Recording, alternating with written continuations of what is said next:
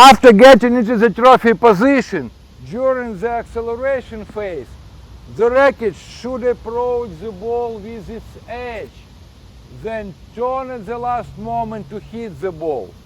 At the moment of contact with the ball, your arm and your racket should form an angle here. After contact with the ball, in this phase of the follow-through, the racket continues to move with strings facing sideways. Edge, turn, sideways, and then the racket goes to the end of the stroke. This motion is called pronation.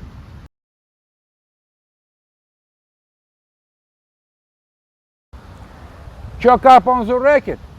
Perform a shadow serve.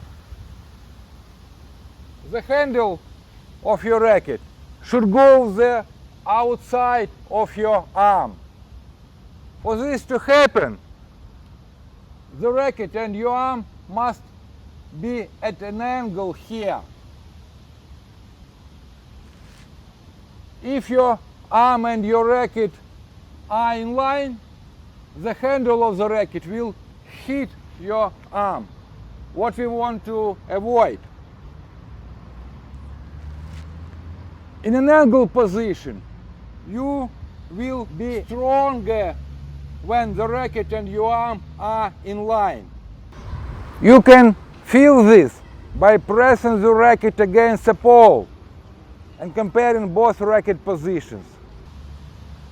Execute this motion smoothly and nicely.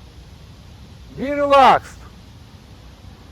It will help you learn this motion, this pronation faster and prevent the handle of the racket from hitting you painfully if you tend to keep your arm and your racket in line or if you snap the wrist. You will probably heard coaches and players talk a lot about wrist action on the serve.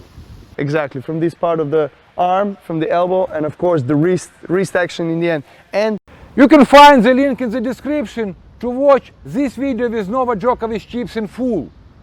Coaches often use the term wrist snap and players often misunderstanding, thinking it involves breaking the wrist during the contact with the ball.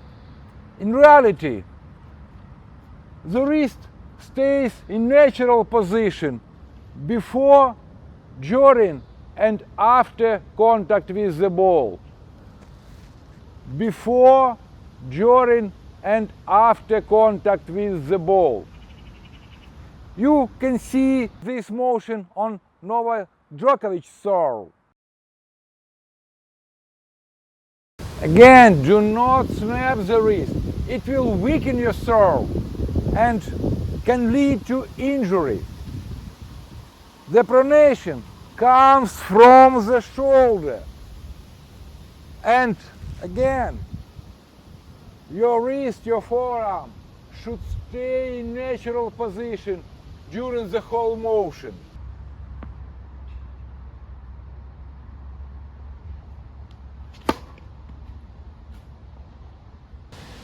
The next progression is serving with the ball without leg drive. Go nicely and smoothly. Be relaxed. Freeze your finish and check it. The bottom of your racket should be pointing towards the sky. Strings should face the side fence. Your hitting shoulder should be higher than non-hitting shoulder, with the elbow higher than the shoulder. You should be a little sideways to the court. Your off arm should be tucked in. If you find that you are in some wrong position, your hitting arm has gone down like this, or your off arm has gone sideways. Correct it. Stay in this correct position for a while and carry on. Sooner or later, you will serve the right finish. Once you get the hang of it, you can move on to serving with regular grip, repeating the same thing.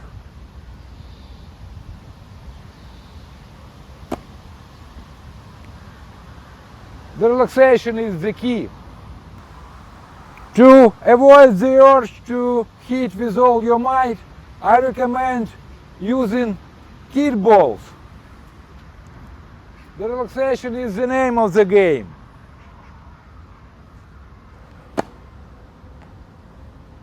Get into the trophy position, then bring your hitting shoulder up, your hitting elbow up, go into what we call the cartwheel motion.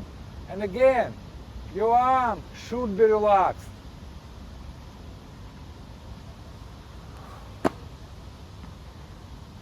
Once you get the hang of it, you can move on to hitting the real serve with the leg drive and test yourself by videotaping. If the pronation is present, that's fine. If not, go back to the shadow serve, hitting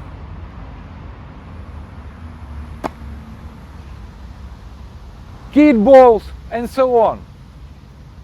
The pronation is not easy to achieve. It requires time. Be patient. You can do it.